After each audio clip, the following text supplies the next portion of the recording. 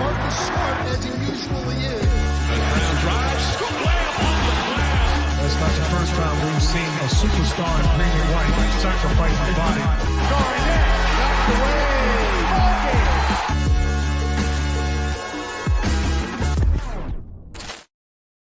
Welcome into another episode of First to the Floor. Ben Vallis here. Thank you for joining us. Hope you're doing well. What a week for the Celtics and their fans. Definitely an emotional roller coaster. We've traded for Porzingis. No, the trade is off. Oh, it's back on. But now it's not for Malcolm Brogdon. It's for Marcus Smart.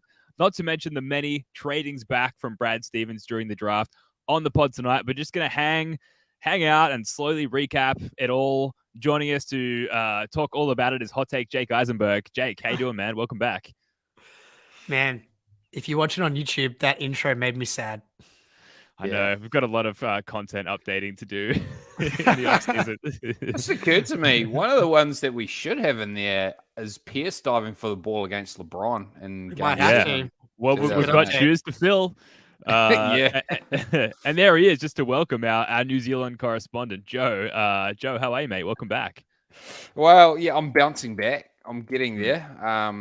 Legit. I guess we're going to launch into it eventually, but this is not a small thing in my life. Marcus Smart getting traded. Yeah, it's not a small thing in anyone's life. Richie, Monago. Yeah, it's impacted my soul deeply.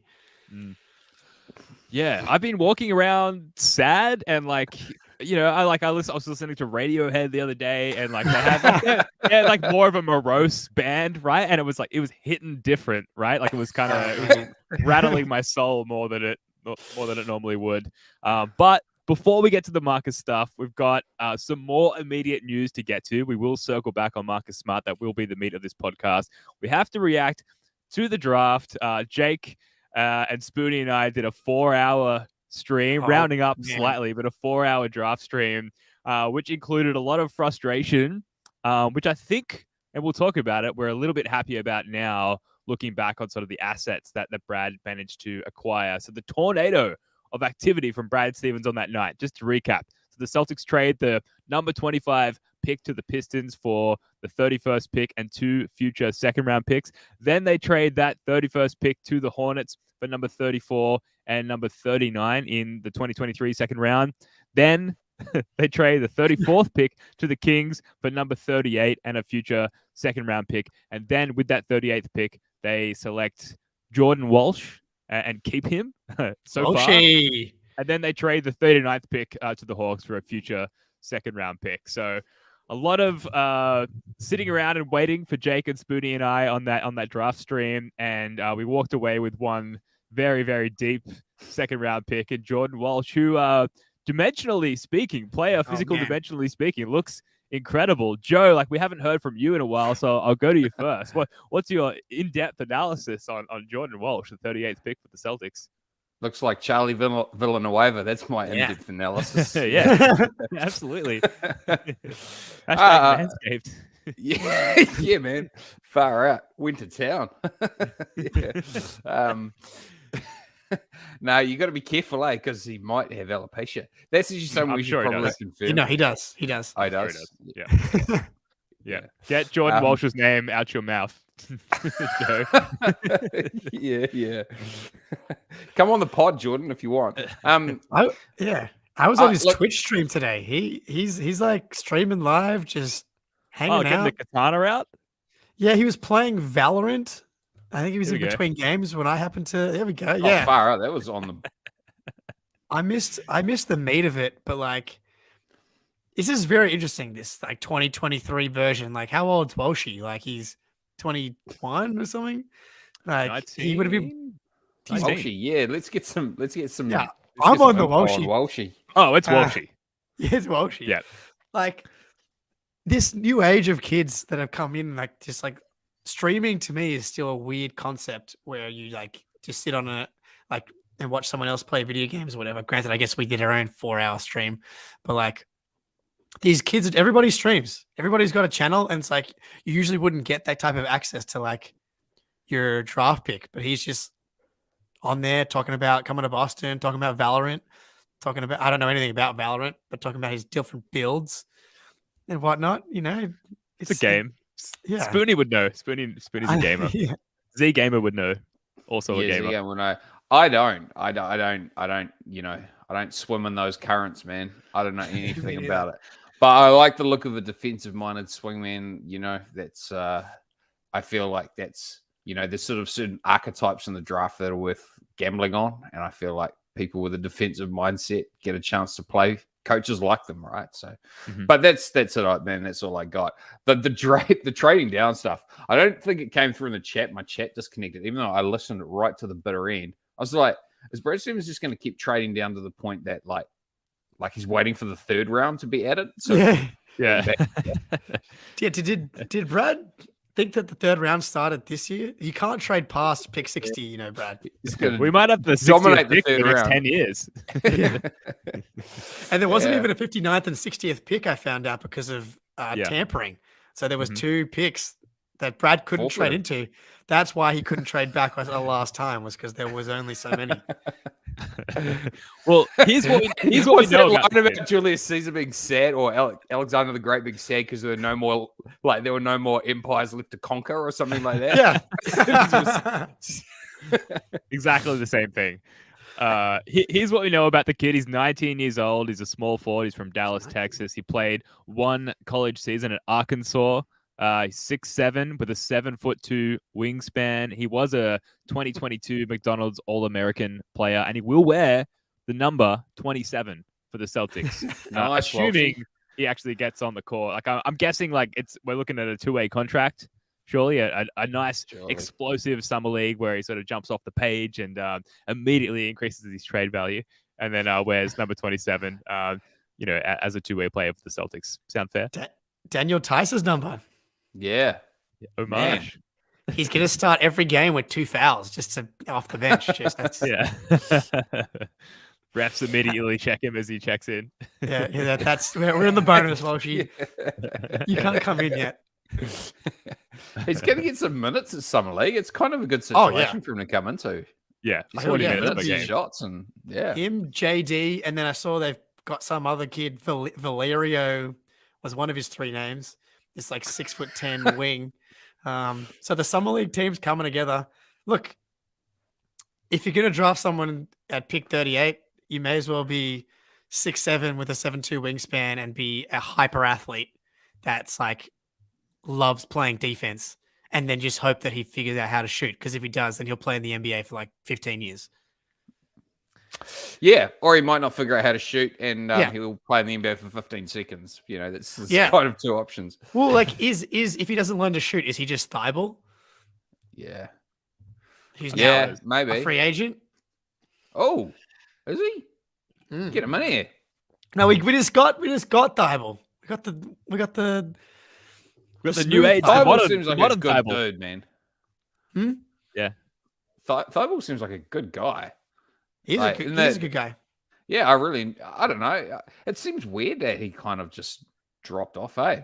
Well, Philly traded him for Jalen McDaniels, the guy that didn't play in the playoffs. The guy who can't defend the Jays. Exactly. So it'll be actually very interesting to see what happens with Thibault, because he never figured out any offense, really. He's kind of a good cutter. What's weird, he was always, whenever he plays for the Boomers in the World Cup or the Olympics, he can hit shots, but then he comes back to the NBA and he's a brick again. So that's just weird. Do we tap into that Boomers culture? There's something there. Yeah, trust me, we know. We try to beat you guys and we never can. Where there's a talent gap as well. Actually, this is a good point from Clean Music Lover. We don't have a good track record developing players. So who were the chances to develop guys? Romeo and Neesmith were the 2 obvious ones, right? Carson Edwards. Yeah, see, he regressed. That was an awful draft pick in hindsight. The 5'11" volume scorer. Yep.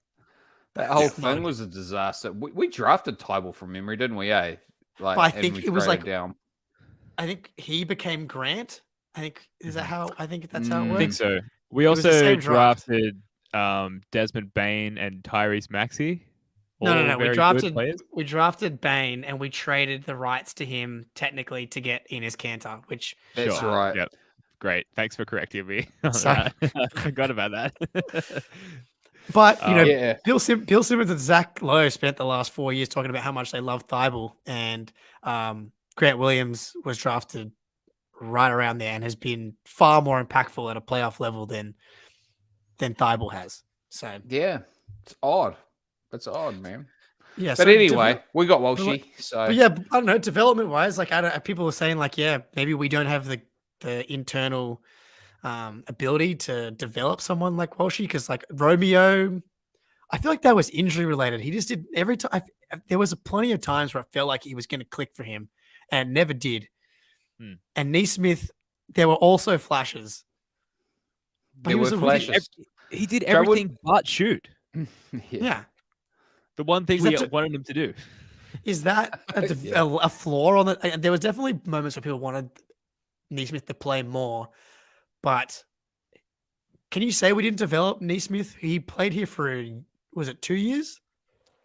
Yeah. The thing is, if you're a good team, right? If you're a good team, it's just there's just limited opportunities, and rookies have to come in and demonstrate these really discrete skills, right? Can you catch and shoot three or whatever it is? You know, you're not going to get a chance to build a rhythm or anything like that. You've just got to be good straight away, and if you don't, you're not useful to your team, and it's going to be there for a short time. It's not that they can't develop; it's just that the opportunity isn't presented. Like how many great teams have a development pipeline? You know, like really. Yeah, Feels like the Heat have cooked it. the development pipeline. Like Yeah. you go through their system and you will be, eligible for a rookie max extension no matter how you came into the league. Yeah. Yeah, I mean, they're the gold standard, right? I mean, the Raptors were on it for a little while. The Spurs were on it for a little while. But even like a little while ago, wasn't it like, we developed Smart. Avery Bradley was a success story.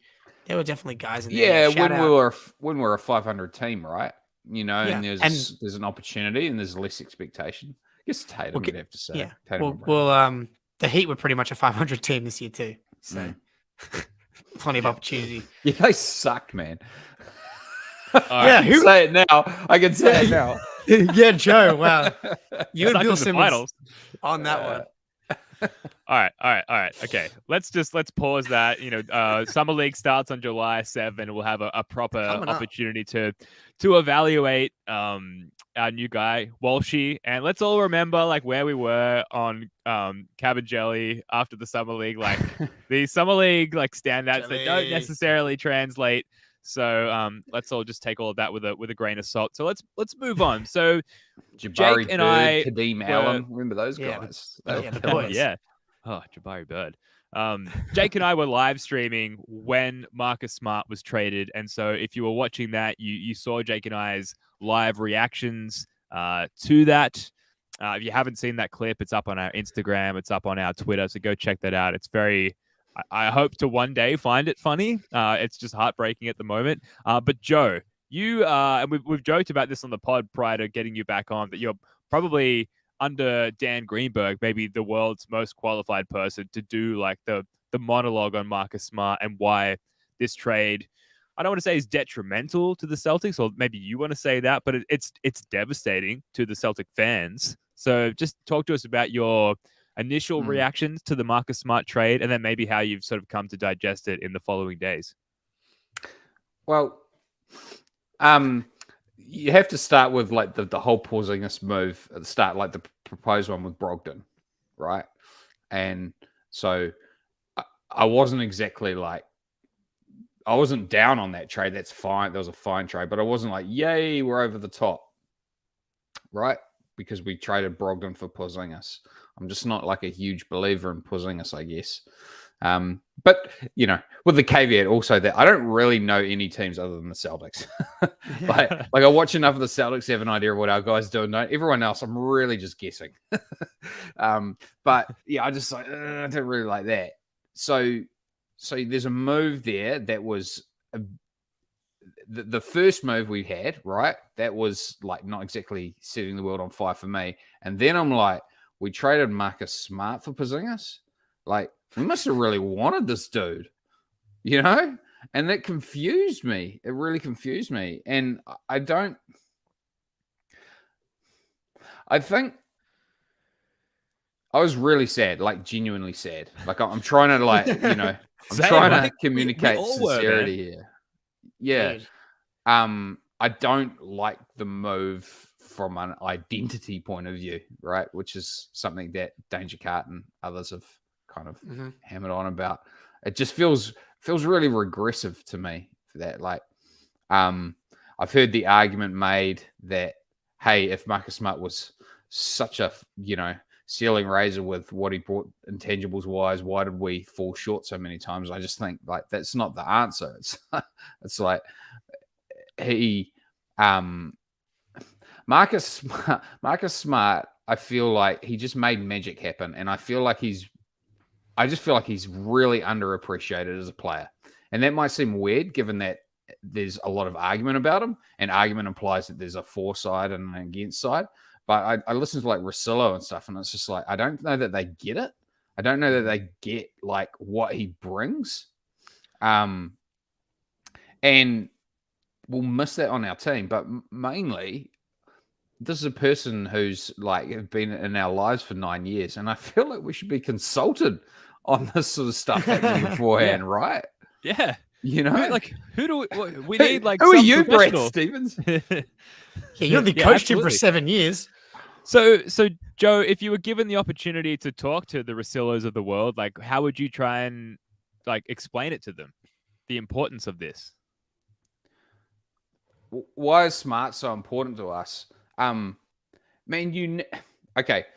First of all, like I just have a weakness. I have a weakness for Smart, and it's like I probably view his mistakes through a different prism to someone I'm very critical of, like Jaylen Brown, right? I see Smart's mistakes as being kind of born out of his kind of innate creativity. And like Smart was he was a creative defensive player, like I always think about Ben talking about him as he's a magician. He just magicked things up. And like the happiest moment of like this era, like what was honestly better than that Houston game?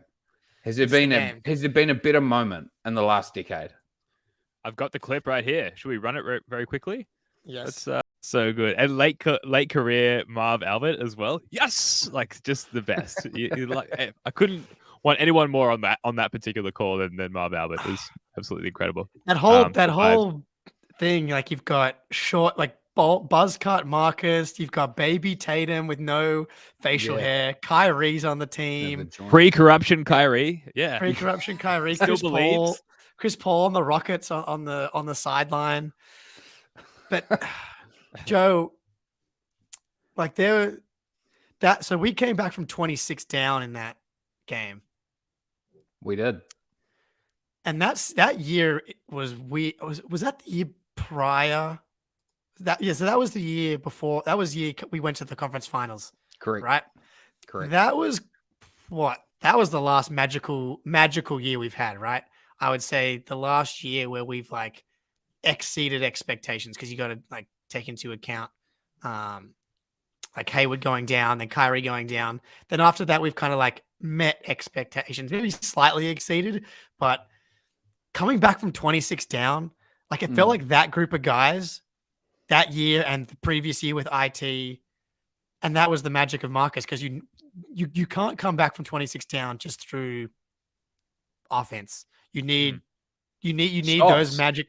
You need those magic. Cannot score. Yeah. You need something to beat the magic number. Like Joe, your favorite, like your thing, right? Like the only way to beat the magic number is with magic, and Marcus has that in him. I wonder if that like it wasn't working anymore. Like those Marcus Smart spells weren't pulling them out of enough issues. And someone earlier here was like, like what is it time to just like give?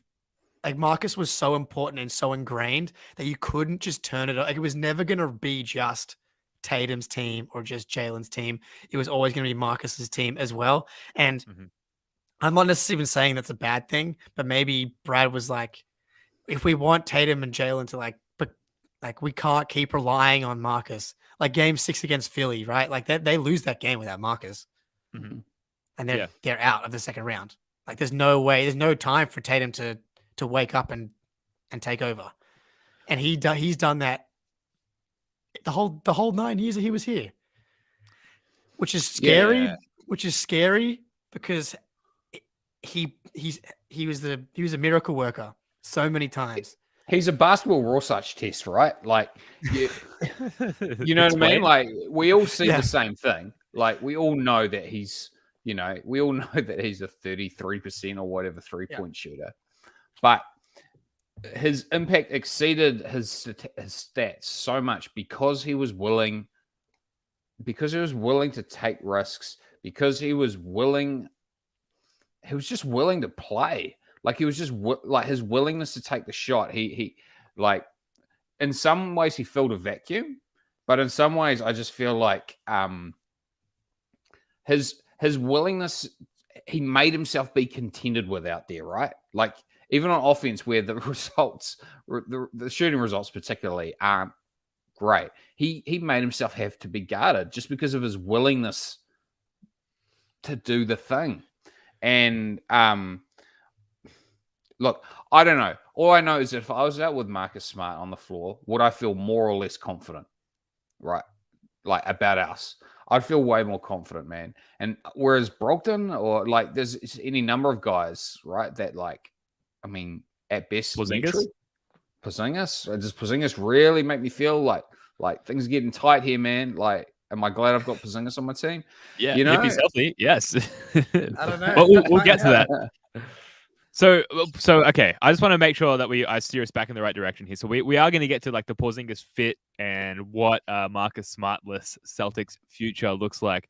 But before we do that, let's just hang out in this pocket for a moment, right? We want to talk about Marcus Smart, and in particular, I want to talk about like we've kind of touched on what Marcus Smart means to the fan base and to the Celtics, and we can probably do more on that. But I want to make sure that we touch on like our most memorable Marcus Smart moments in his Celtics tenure. So we talked about the double charges against Harden and the Rockets.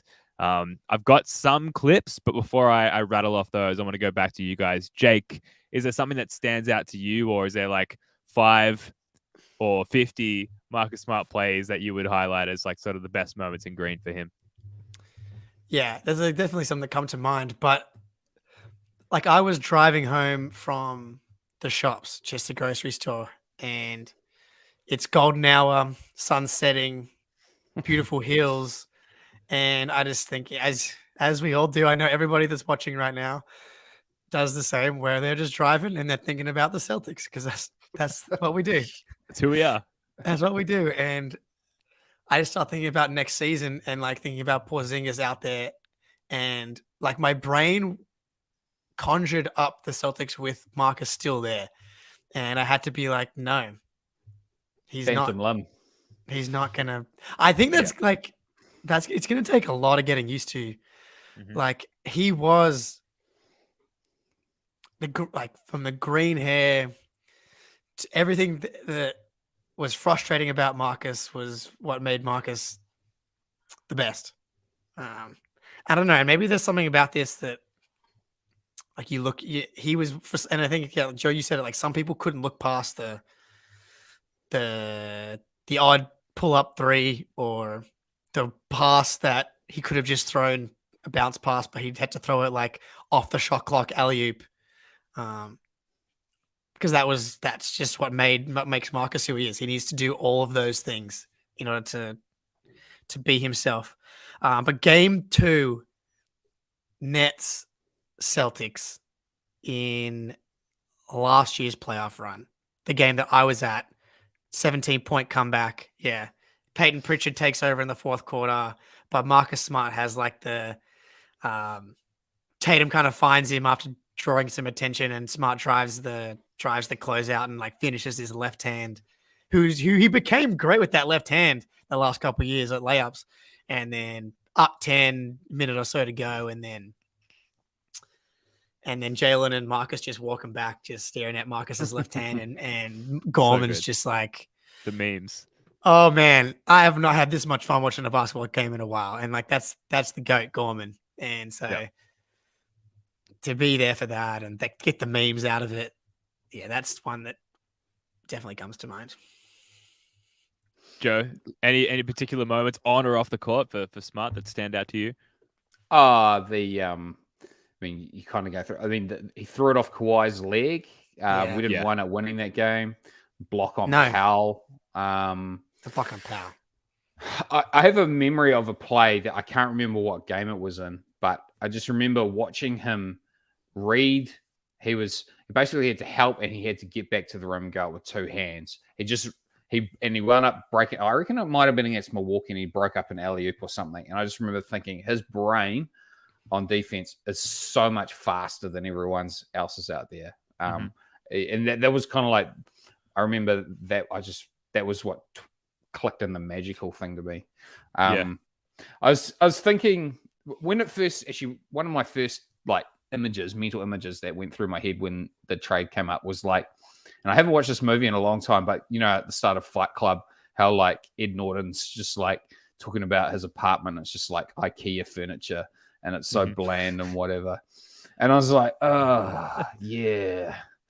Now we've got like a whole lot of IKEA furniture. The IKEA furniture Celtics a little bit. We've got here, the catalog team. We've got the catalog. It's like a reverse Fight Club. You know, Marcus Smart was like the Tyler Durden, or is that the Brad Pitt's character name? Yeah, I think it is, right? You know, he like makes things real. I really alive, like it. I really like it. I couldn't agree more, Joe. Well, I couldn't agree more. Tatum. He's the fourth best player in the league. But this is part of what I was saying before, Joe. It's like as awesome as it was to have Marcus as the heart and soul. It's like you kind of need to force Tatum to take some of that responsibility, maybe for him to like for us to win a title. It's always going to kind of begin and end with Tatum as much as Jalen needed. If Jalen was better in the conference finals, maybe this trade isn't happening right now.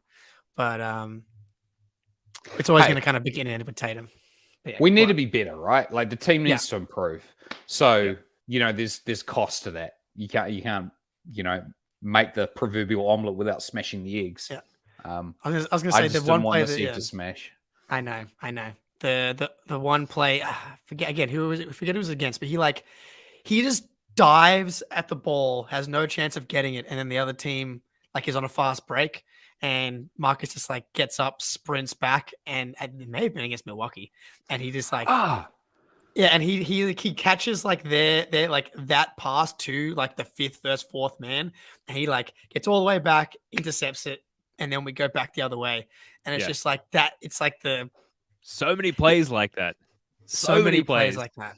Yeah, like the like unlimited Cobra strikes is what we came to know them as just throughout the course of his career. Just like immediately, just like, and he there's that great clip of him. He's teaching like normals like us. Yeah, like defensive tips. The dribble count thing. Yeah, and he's like about counting the dribble, like some sort of elite Vegas card counter. Like count the dribble, wait till it's like at the bottom of their dribble, and then like just pounce on it. And we saw that so many times throughout the course of his career. We also saw later in his career with the Celtics, hopefully there's still many, many years to go, countless lobs to Rob Williams. Game 2 versus the Raptors in the bubble was another one I had, just all those threes that he hit. Game 3 against the Cavs in 2017 where he went 7 of 10 from 3. And it was like that minor victory. It would have otherwise been swept by that Cavs team. It was after Isaiah Thomas went out with his hip injury. That was incredible as well. You mentioned it, Joe, Game 7, the block on Norman Powell against the Raptors. I'm going to run that stuff down. You dream about. Tatum, guarded by Siakam, gets by him. Tatum, no! And it's into the hands of Siakam. Here comes Powell. Powell with Smart defending. Oh, it's blocked by Smart. What a play! Unbelievable defensive play by Marcus Smart. Yeah, insane. The back. You know what I noticed about that? Classic How it is the bubble flailing about. Yeah. You know? Yeah, the bubble was awesome. You were Did right Tatum on Grant get a as freaking well. foul call? It's been 5 years, dude. Yeah, I know. Yeah. Unreal. The other one I'll run very quickly. This is part of our intro clip is Garnett and Smart being tied in the first of the floor battle here.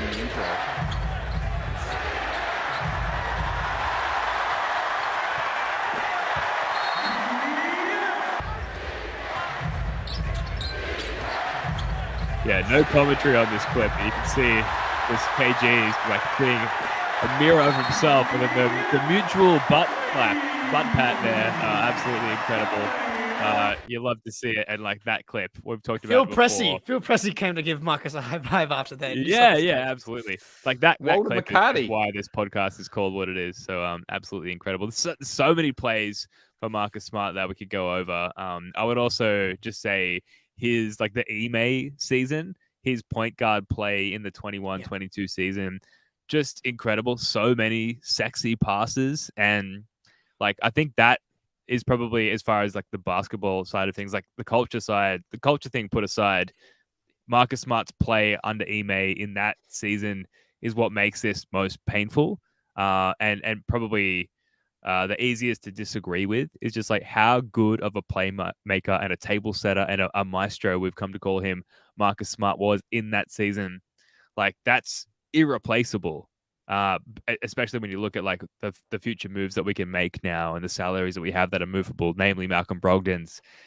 It's tough to see where we're going to get that kind of creativity and that sort of imaginative basketball nature from, and that worries me. But we haven't seen that Marcus Smart for a year, so maybe it's okay. Ben, do you feel maybe that Marcus Smart's like a lot of his value is realized when Rob Williams is out there as well, and all of a sudden he's the only guy who can throw a lob for a start, and when Rob's not out there, it sort of seems to really take a lot. It's one big strength of Marcus's that doesn't get realized as much.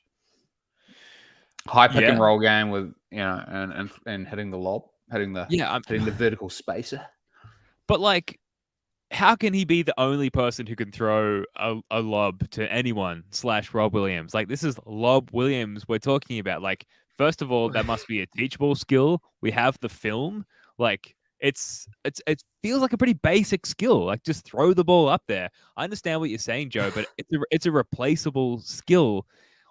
The skill set that Porzingis brings, and like we're gonna move into that. Like, he has some irreplaceable skill sets that are sort of like unmatched from other players in the league, and we've got the stats to back that up. Whereas like if the question is just like, oh, he threw the ball in the air at the perfect time for like a really natural like catch and lob dunker in Rob Williams, like that has to be replaceable. If that's what we're basing it on, like the need to keep Marcus Smart instead of trading him, then that's folly to me. I understand what you're saying, but we should be able to win without Marcus Smart. Look at the Nuggets. Look at all the other teams that have won recently. Like, they've won without that heart and soul. Like, they've won without that Marcus Smart player. We should be able to do it in other ways. I mean, the Nuggets version of it is, it was kind of like Aaron Gordon this year. He was like their version of Marcus Smart. Obviously, he came in later, but like Marcus was the best passer on the team. And like there's an X's and O's. Like, you're losing the best playmaker, best passer. He's the most creative player on the team. He's creative. That's his mistake. Like Jalen makes mistakes because he's an idiot. Marcus makes mistakes because he's too creative. But would you argue that you have to be really creative if you have sort of a lack of offensive firepower, where if you just stack like bucket getters, you don't actually need to be that creative, because like you just got guys who can score all the time. Look, and it turns out they can defend as well. Sorry, Jake. I was just going to say, like Marcus, he would be a much more effective pick and roll player if he was a bigger offensive threat with the ball in his hand. Like, he can obviously do damage with the ball in his hands, get to the rim, stuff like that. But teams are kind of willing to sag towards Rob Williams, which makes those passes more difficult. I'll bet like this team is awful at running pick and roll. Awful. Like, Marcus can do it, and Tatum's probably his next best, which is not, he's fine at it. But like Jalen can't run pick and roll consistently. JD Davison honestly might be the best person left on the team at running pick and roll. I'm not joking. Like that's they like of all the skills people want Tatum to work on the post game floaters. He should be running 10,000 pick and rolls this offseason. Like that's what we need from this team is more playmaking now that Smart's gone. But yeah, Ben, maybe it doesn't matter now because when the Heat switch or throw a zone at us, now we have a 7'2" dude that can just like shoot the ball in the hole. So there's no need for creativity. And Derek White can handle it. He's fine. I know he's not like the maestro that Marcus Smart was, but you know, with more directive around and more clarity around what his role is, I have more faith that Derek White, who has shown up in terms of everything that we've asked of him for the most part, like I have a lot of faith that Derek White can fill those shoes. I had hoped that we would sit and just really reminisce for a while on Marcus Smart, but it feels like naturally we're all kind of like we're looking forward. We can keep doing it. So we can keep it going. So very I have quickly, another memory. Okay, go for it. Remember, he came back in that series when we went to the conference finals. He came back that 17-18 season. He got hurt. His hand got hurt really bad or something before Milwaukee. He came back came back in like game. Man, I want to say it might have been game 5 or something like that. Hit like 4 threes, bang, bang, bang. Yeah, it dove on the floor first possession. Dove on the floor, yeah. Was that maybe when he punched the glass? It might have been. That was that season. We lost to the Lakers. There was a It was a Lakers Clippers loss or something, right? And then he was out for like 6 weeks, and those swings kind of happen in that. You know that can happen. We'll have to check on that, but. And then he comes back and he's got the wrap on the hand, and literally the first thing he does is dive on the floor. But doesn't that kind of speak to the Marcus experience? It's like he saved us with the Magic, but like we maybe would have lost that series. We would have won that series in less than 7 if he hadn't broken his hand by punching a window. Yeah. Well, yeah. So other players, Marcus coming back from an injury, the ankle sprain against the Heat. That was last year. Yeah, and then we lost. Yeah, but just that moment, man. That moment where he is like jogging in the back, and you can see the look on the trainers' faces, like they're like laughing at each other, like, "Is this guy really going to do this?" Yeah, and like they're just like in awe, which is crazy because they train like professional athletes. That's their role, and in that context, what Marcus Smart was doing was still like unbelievable to them, which just shows how unbelievable it is to the laymen like ourselves. He comes out, he hits that 3. Amazing moment. Of course, unfortunately, we lose the game. We end up winning the series. So unlike the Derek White play against this most recent Heat team, it hangs in memoriam for us. But incredible moments. I'd also just add the backdoor passes to Jaylen Brown in the last couple of years, the putback dunk, and stare down on Rudy Gobert a couple of years ago. Great play. Game winner against the Pistons? Was it or an almost game winner? It was like a regular season game as he crashed off a missed free throw. That sounds familiar. Yeah. There's so many that we're just like, we're going to wake up in the middle of the night 3 months from now and be like, oh, that amazing. Like that's how much he means to us, right? Like I think it's just going to trickle in that way. Unfortunately, there's just too much to recount in one podcast. Anything else on Smart before we move on? We do have future things to get to. Jake, you go. I do have something. Yeah. No, you go. Ben's just hanging on. He's like, please, I can't move on from this segment. I need to stay here forever because this is it. My life. This is like cue the Aerosmith. You know, I just want to stay here in this moment forever. Yeah. I'm working on a big old Smart tribute video, by the way, which will probably take me a few more days to get ready, but it's coming. I don't want to close my eyes. I don't want to fall asleep because I miss you, baby. Yeah. My thing. Okay, so this is like a meta take, right? So, you know, fundamentally, like we're sports fans, and I think it accesses like this real lizard brain part of us and these real base like narratives that we cling onto. And Smart is like, he's courageous. And there's something in us as humans that wants to attach ourselves to courageousness, right? Like, and that is not common, right? It's a relative term, courageousness, and he is more courageous than anybody else, and that's. I want to cheer for a team that's courageous. I would aspire to be courageous, even though I'm not. So I see things. Smart is aspirational in that sense for me, and I think that's why, as fans, that's what we want. We want our teams to have a soul and a character and stuff like that, because it gives it meaning when it's really just sports. We need it to be imbued with meaning, and characters like Smart and what he exemplifies are what give it meaning. Yeah, from a roster perspective, 1/15 of the roster has changed, but from a culture perspective and for a perspective of like why we cheer for the team, it feels like 2/3 of the team has been moved away, which is tough to grapple with. What do you think, Jake? We don't have that now. Yeah. It's the thing. And I love Derek, but there's just something about Marcus's personality. It's massive. Like it's Tommy Points, Tommy Heinsohn, tough, gritty Celtics. But I just keep coming back to when I hear you talk about that, and I'm like, he was so big. It's like, was it too big? Was it too much? And like, this could be I think this is like, it's one of two things, which is not like super smart or anything, but it's like, this is either the beginning of the end or the thing that takes us over the the end top. of the beginning. Yeah. Yeah. So like, I don't know.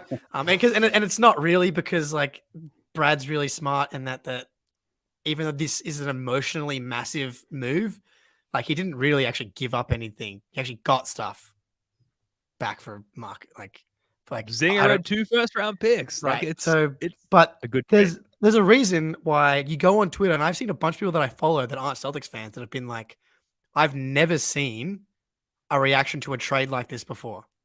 Never have I seen a fan base, the timeline, this upset, this distraught, this emotional. And like this girl, Molly something, she's like kind of she's good. Molly She's Morrison? that's the one. Yeah. She's like the Grizzlies riffs man. If I was to, and it's probably from someone from Grizzlies Twitter thinks I'm way off base, but she was like, I'm on the sad Celtics Marcus Smart part of TikTok, and then I had a couple of links to these like Marcus Smart edits on TikTok, and it's just this sad music and Marcus Smart highlights and him diving on the floor and him hugging other Celtics players, and you feel stuff in your body that you just doesn't make sense to other teams, like clearly anyone else, because it's just Marcus Smart.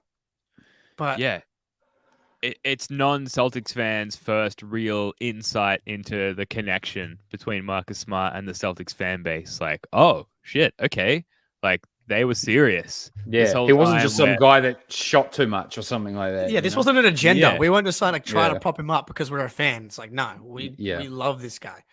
Yeah. But still divisive. I mean, look at the comments here. We've got Aussie Phil. Calm down, guys. Yes, Marcus is gone, but Tatum's only 19 with years of awesomeness still to come.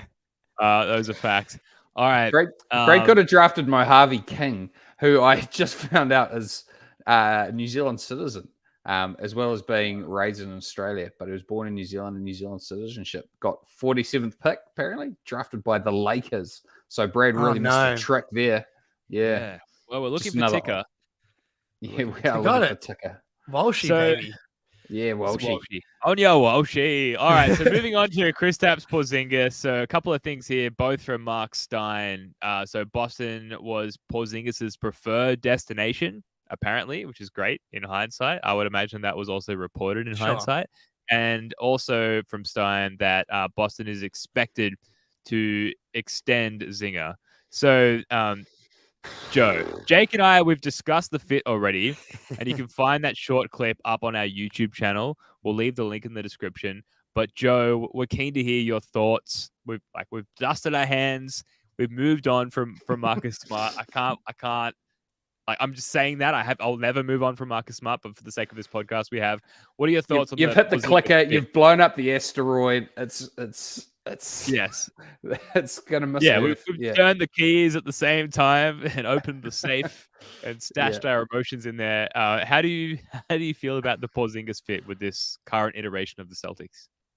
I mean, it's hard for me to disentangle it from my assessment of what Marcus Smart brought to the team emotionally. I just see Porzingis as kind of a bit of a waifish kind of player and physical stature and an emotional stature. It sounds like what it looks like is like they're just trying to build a Missoula ball team, right? A lot of 3-point shooting. He'll do that. I'm extremely unconvinced, to say the least, about the value of about the value of 3-point shooting in high leverage situations. I'm just sorry, guys. I'm just not a believer. I don't think you can have a team that plays the way the Celtics played. I don't believe in that offensive philosophy. I don't think the team has enough confidence in itself to get it done. And 3-point shooting is so connected to emotion. It's so connected to emotion, and it just does, like in high pressure situations, man. It's going to fall apart. But anyway, that's probably a broader comment. And Porzingis seems to me to be like it does make sense if that's your strategy, that you have a 7'3" guy that can block shots and shoot threes on your team. Like that's Can I throw something at you, Joe? Just go for it, man. Just a quick one. Brad's literally spoken about this in maybe every interview. I actually don't think it's just the 3-point shooting, and I think there's definitely he likes that and a Horford kind of replacement. But he's talked a lot about the Celtics' inability to score when teams switch and how the Celtics can't beat that stuff. I think we're going to see a lot of Porzingis and Tatum in the post. I think I do think they're going to go away from as Missoula ball because Porzingis is able to punish switches more than kind of anyone we've had on this team. The problem with everyone on this team is that no one could really get a physical advantage. You switch Jalen, Jason, Marcus, Al, Rob, like you could switch 1 through like all those guys, and they're all kind of similar. But Porzingis was really good at dealing with switches. So I actually think they're gonna mix, especially crunch time. I think they're gonna try and get more in the paint. I'm just gonna throw that potential theory at you. Counterpoint. We used to guard Porzingis with Smart. Like, bring it on, Porzingis. Yeah, but that's Smart then. That's because no one has Smart. If we play the Grizzlies in the finals, then we can circle back on this. Who else is we don't have to worry about that. I understand what you're saying, but Porzingis gives us more of an advantage, right? And there's some concerns, the injury history. I get that's probably the main concern. Some think that Porzingis can't play with Time Lord, but we've got Horford as well. If we don't re-sign Grant, then we may have other options at the 4 there as well. The Derek White, I think that, like I said, he can replace a lot of what Smart does. Derek White can't guard up like Smart did, but neither can many other all-star point guards in the league, and that doesn't stop them from being in championship contention. So it's not like that's a deal breaker from the Celtics perspective. And then we look at some of the stats, and I'm going to bring this up for like the millionth time in the last week, but these KOC stats on Zinger. So elite pick and roll defender, so 4th in points allowed per pick and roll in the league last year. He figured out how to score in the post. So he was number 1 in post scorers, ranked literally number 1 in post scorers in the league last year at 1.29 points per play. And then in closeouts, he ranked 5th in scoring off of closeouts in terms of defenses aggressively closing him out and him finding a way to score out of that. So he's an incredibly creative scorer, and he gives us a look, particularly in post-ups, that we have not had for a long while now. That you might argue that we should have gone to Tatum, who was like statistically a good post-up player in the last couple of years. We haven't, but you add to the fact that Joe Mazzulla now has a full offseason to prepare. He now has an established staff with which to prepare, and he has, a very potent scorer and defender, clearly statistically, to prepare for. I'm excited. Like there's a lot going in. There's a lot of Ben's potential. in. There's a lot of Good on you, potential here Ben. that we haven't necessarily had as much as Marcus Smart, heart and soul, all of that. I love the guy. I love the guy so much. But there's so much potential here that Porzingis and this established coaching staff and all the preparation that they'll actually have. Joe Mazzulla, for the first time in his Celtics tenure, will have time to prepare. Like there's so much to be excited for. I think like we can cook. We can cook with Porzingis on both ends. We should be excited, Joe. Your rebuttal now, if you please. There is a ceiling with this team. There is a ceiling with this team when Porzingis that doesn't exist. I don't think with Marcus, as amazing as he was, perimeter defense is never going to be as impactful as a real rim protector. And then like Porzingis is, I put the question out on Twitter, and obviously most of my Twitter followers are Celtics fans.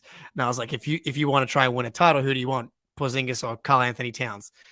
Resounding Porzingis. Shockingly, right. The Celtics fans are all for it. But there's a two-way element to him. But if you like the Rob and Horford lineup, if the Rob and Horford lineup was good, then Porzingis at this point as well is like a superstar version of Al. Like Al wasn't really able to handle switches last season anyway.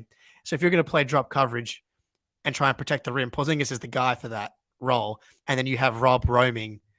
Or what's cool about it is you can kind of flip their roles on any kind of possession. I feels like Porzingis could be a roamer as well. And as far as scoring versatility wise, like Horford was even in his prime was never the type of offensive player that Porzingis was. So there is an offensive ceiling on a team where the reason they didn't win the last two titles was way more to do with offense than anything else. And wasn't that one of our biggest concerns as the Jays ascend here was how are we going to replace Al Horford? Because he's been so integral and we still have him and on cheaper money next year as well, but he is getting older. How are we going to replace his production?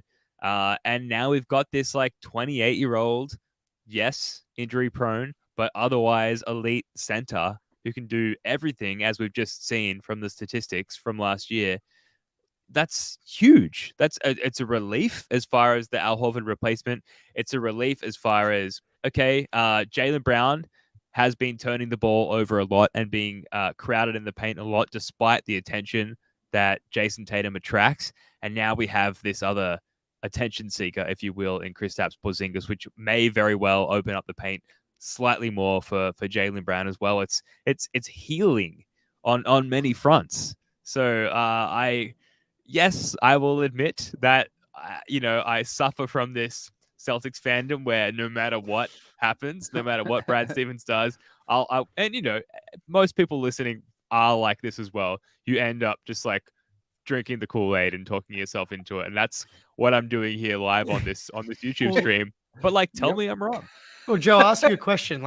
If Brad Stevens believes in the basketball fit, do you I definitely think there's a soul ticker element that this team's missing right now that we need to find with the new version of the Celtics. But do you trust Brad's? Does Brad know ball basically? Nah. Nah. Not like me. This guy.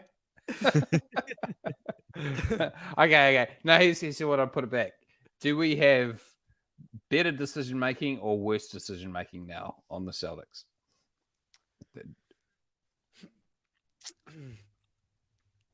Worse. We don't have a lack of talent. Right? We had worse, but buffer. It's we don't really know how to drive, but the roads are wider, right? And there's less traffic. So we can. Our car is faster. Yeah, exactly. Ben's analysis. We just built ourselves a bigger moat around ourselves. Yeah. Right. Again, so that lead, we should be hitting the magic number, Bids. So your basic thing is right. Yeah. We'll be hitting the magic number so early that we'll just be wiping teams out as opposed to having actually precisely. Yes. I do think though, as Marcus for all of his magic, that he couldn't save the team in the crunch time. No, he couldn't. And so Yeah. I do think that if that's my opinion, the number one problem with the Celtics getting like to another level is Porzingis gives you like a real option in that spot.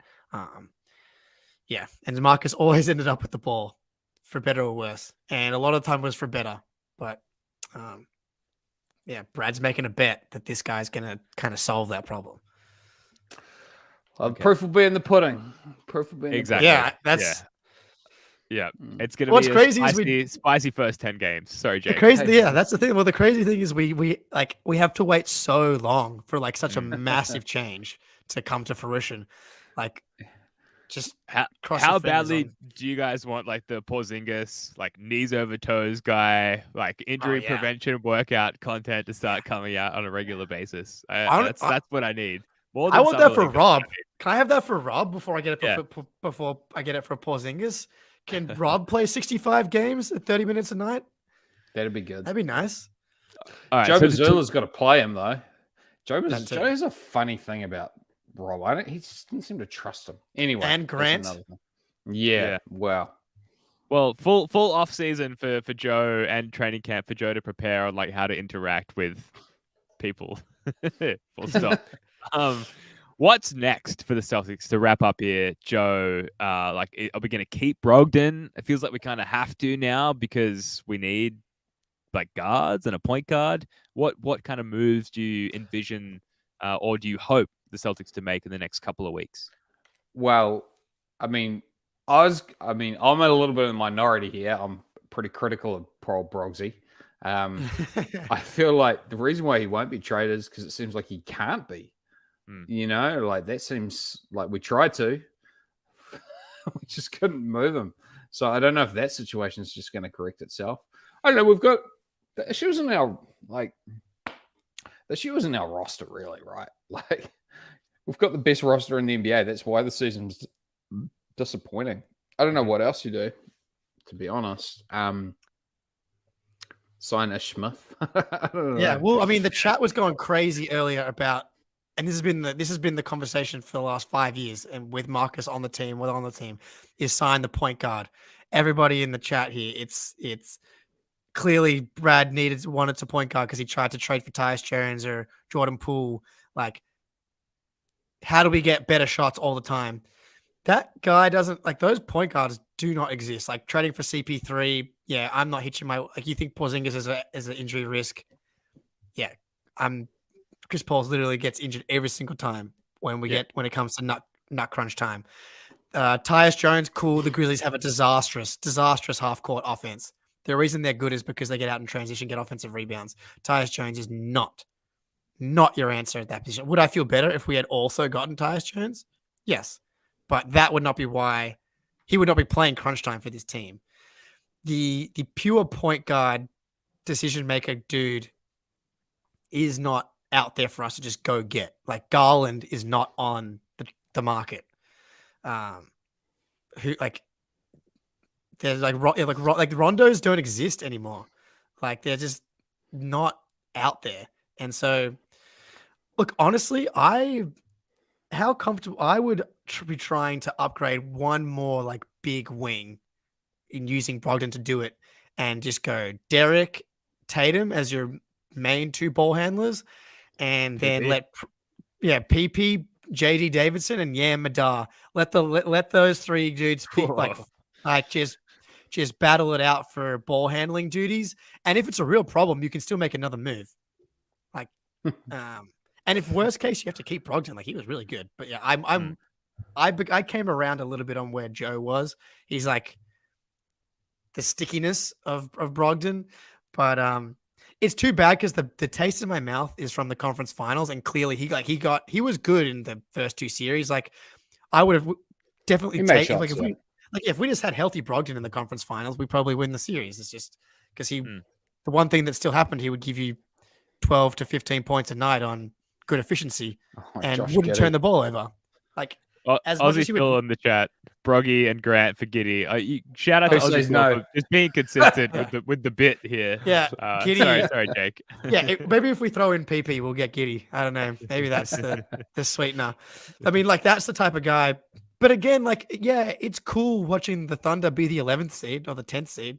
Like we're trying to win a freaking title. Like getting good shots in times like that. We got great shots when we were the IT. Nobody believed in us Celtics for those years. It's just like we haven't figured out nut crunch time yet. Do you reckon the Thunder?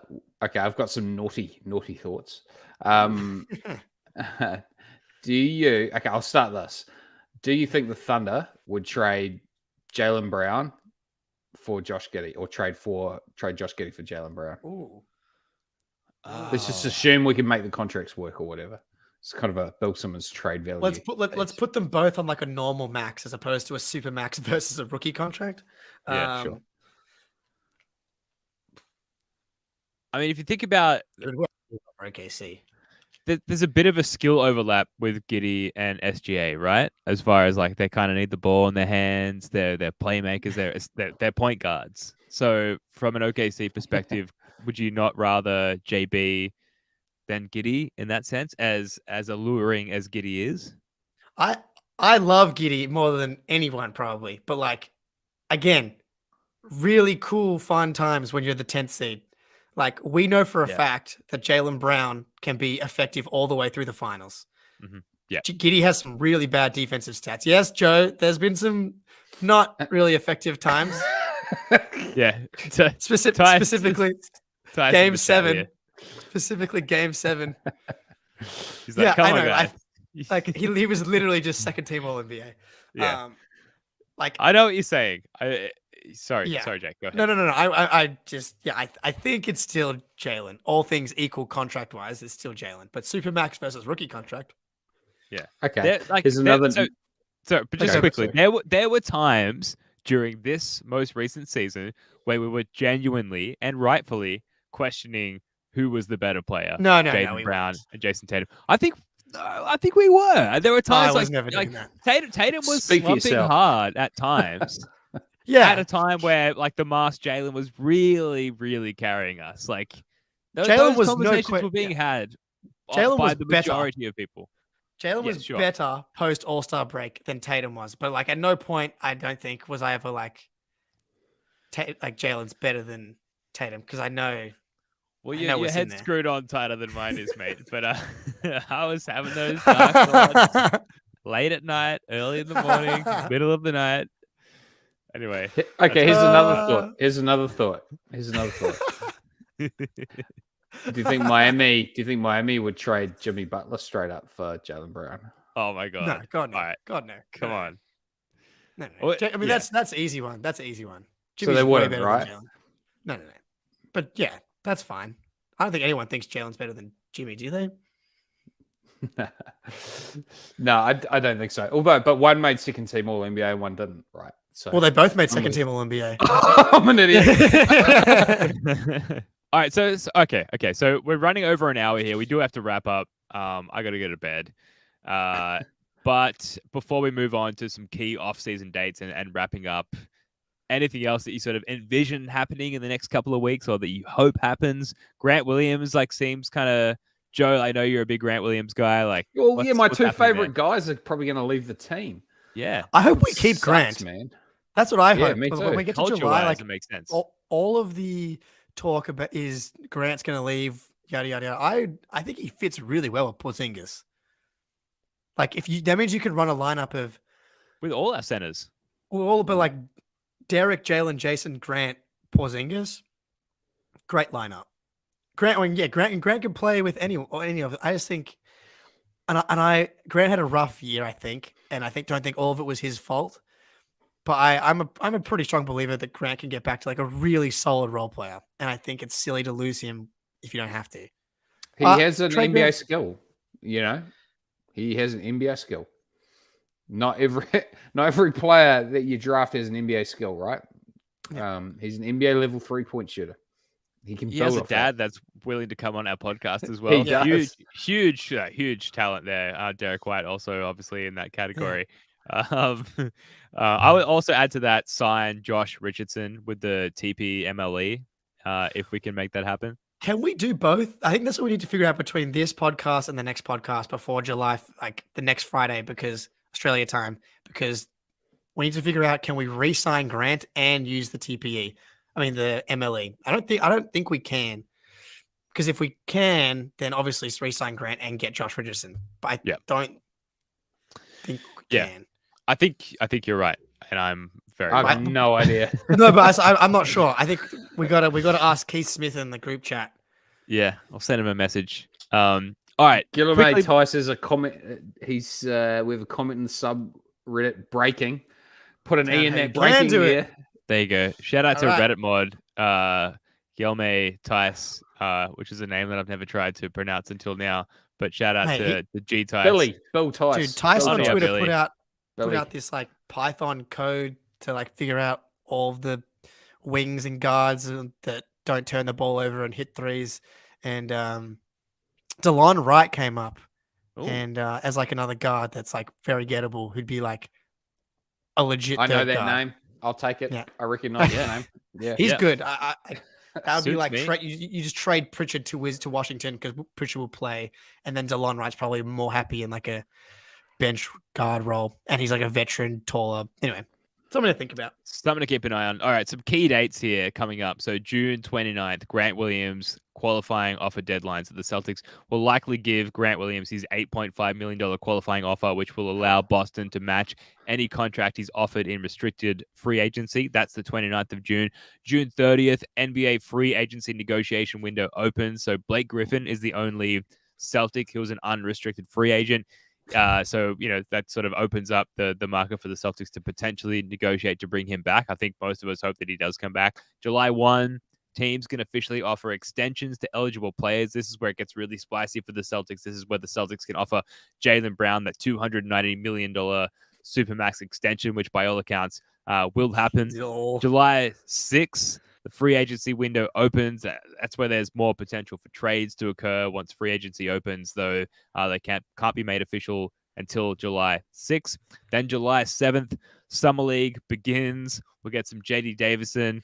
We'll get some Jordan Walshy, as we're beginning to know him. Walshy. And then October 3rd, huge gap between July 7th and October 3rd is when training camp starts for most teams in the NBA. So a huge gap there, but we're going to be podcasting through it. We've got a lot to get to. That is going to do it for this one. Thank you so much for tuning in. Thanks to everyone who joined us on the live stream here. We had a nice little group, legends early in the morning there in the States, or late at night here in New Zealand or Australia.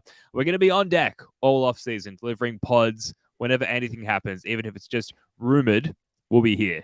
We're also going to run off-season trivia shows. We're keeping our Get to Know the Celtics media series running. We'll have more original content on our YouTube channel. We're going to keep it going here. It's going to be great. In the meantime, Jake, Joe, love your work, guys. Go Celtics. See ya.